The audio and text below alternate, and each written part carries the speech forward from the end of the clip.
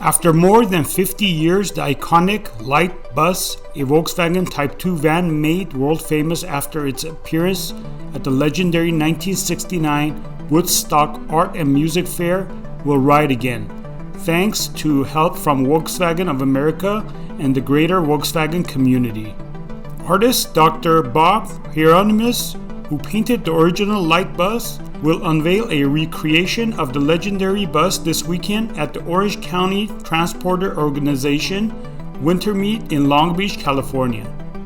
Volkswagen fans, auto enthusiasts, and art aficionados alike can view the hand-painted art piece from 6 a.m. to 2 p.m. on Saturday, February 16th at Long Beach Veterans Memorial Stadium. This will be the first public unveiling of the replica of the Woodstock icon and the premiere stop of its scheduled cross-country tour leading up to the music festival's 50th anniversary.